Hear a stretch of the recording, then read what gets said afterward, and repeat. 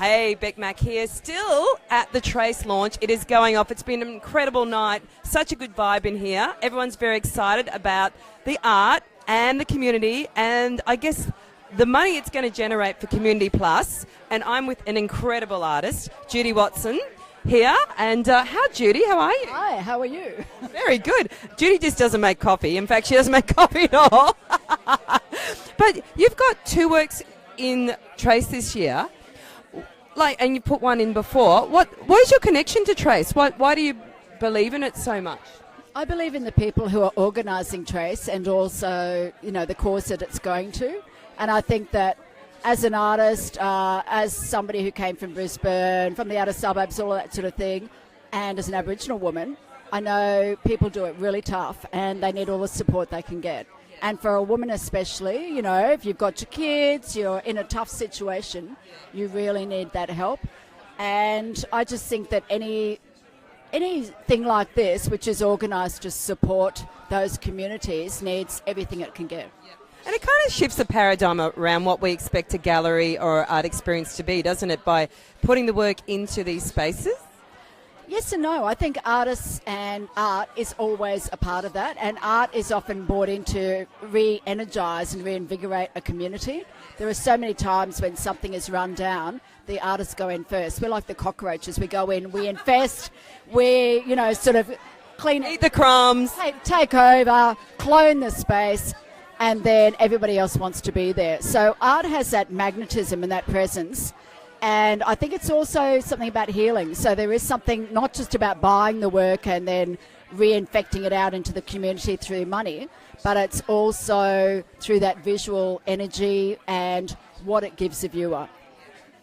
So people, if they want to see Judy's work, they can go online onto the Trace website and it's up for auction. So can you tell us a little bit about your work, what the ones you've selected for this show? Okay, there's 2 works that go together.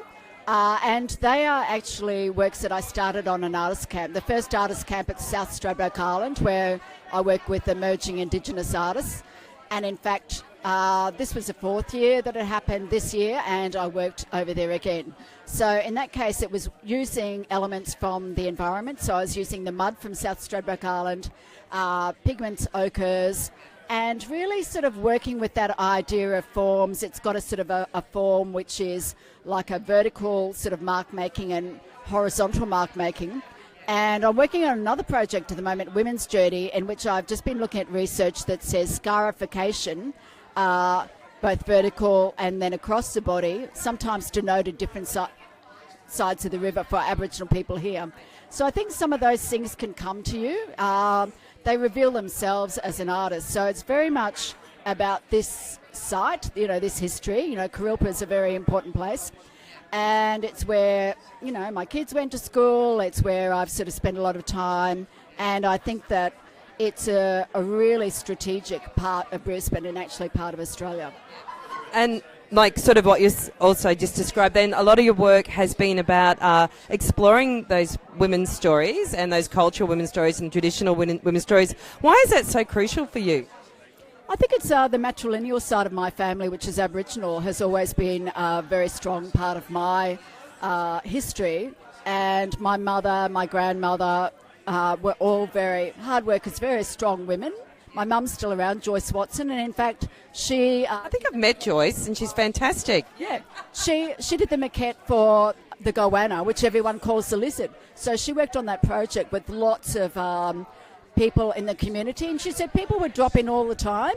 And, so she just has been a part of this community for a long time. And just quickly, if you don't know the lizard, it's like a landmark in West End, the goanna. But people always say, I'll meet you with the lizard, but it's right in the centre of Boundary Street here in West End, and whenever you want to meet someone, you meet them at the goanna. Yes, and she also worked on the mosaics in the pavement with other people, but once again, working with those histories and those stories in the communities. And I think that's also something that I've got from Mum and my grandmother. They love hanging out and sort of talking, having cups of tea, working with the community, really listening and really being part of it. And that's something that I'm really proud to carry on. Absolutely. It's such crucial, important Yes, stories, but it's information. It's interesting. Now, a lot of your work is also about the institution of museums and how they store stolen human artefacts and objects. How does this affect how we perceive history? Because it has a big impact on who we think we are and what happened in the past. It does. I think I really just want people to question when they're looking at objects in museum, were they stolen, were they traded, were they exchanged? Whose object is that, you know?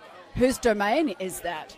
And I also think about the fact that those objects, whether it's a pitchery bag or a hairstring skirt, which, you know, Aboriginal women in my family would use and wear, is something that carries the DNA of the women whose hair, you know, it would have come from.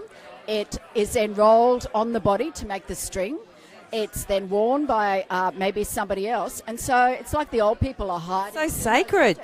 Yeah, absolutely. And in our area, up in northwest Queensland, the old people said that they could tell where you were from by touching your hair. And I've always looked at those objects and thought they're so potent already with the hair there.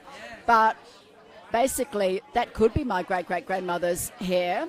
My great-great-grandmother actually survived a massacre on Lawn Hill Station. So I always think about those connections of country and history and memory and sight and try and build that into everything that I do. Amazing. Well, if you want to see Judy's work, it's in the Shoe Big Store, is that right? Hang on, our camera person knows what it's called. Ad West. She's just had a big slug of champagne. So come down to Trace, have a look at the work, check out Judy's work, bid on a painting. This is an incredible event, big part of the community, and thank you so much, Judy. Thank you.